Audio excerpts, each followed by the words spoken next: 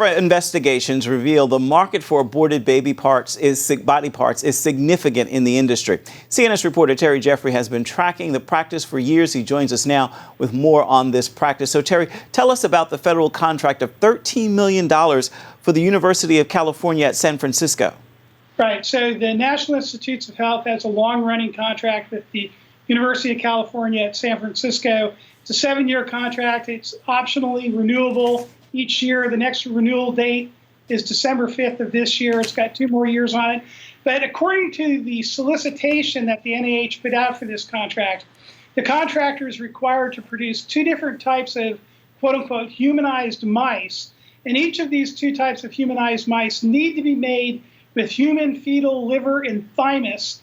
And they have to make 1 cohort, so to speak, of each of these mice each month, one of them being 50 mice that are made from 1 donor baby, and another being up to 40 mice made from 1 donor baby. So if the contract follows the solicitation, which, by the way, I've published with my story, then the contractor, UCSF, would have to get tissue from 2 late-term aborted babies every month to make these mice for the federal government that is contracted for them to be made. So how common is this medical research? They need the tissue to make humanized mice? Yes, it's very common. The NIH itself estimates that in fiscal year 2018 that just ended, they spent $103 million on research using human fetal tissue. This year they're estimating they're going to spend about $95 million. UC San Francisco is by no means the only medical school or research institute around the country that is getting federal money either through a contract or a grant to make these kind of mice. They're being made all over the country.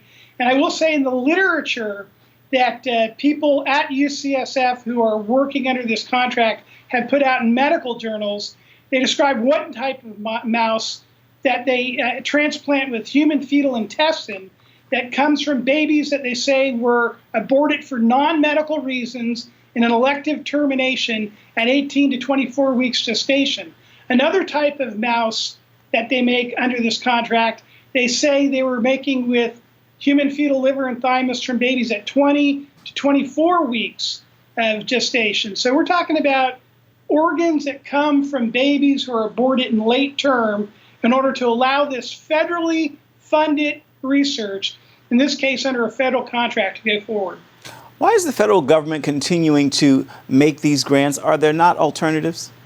Well, one of the things I asked 16 specific questions to HHS, which oversees the NIH, about this particular contract. They didn't answer my specific questions, but they did give me a statement, which I published in full. And in the statement, they did point out that there's one program they're sponsoring right now to try and make these kind of mice with umbilical cord blood and see if that works.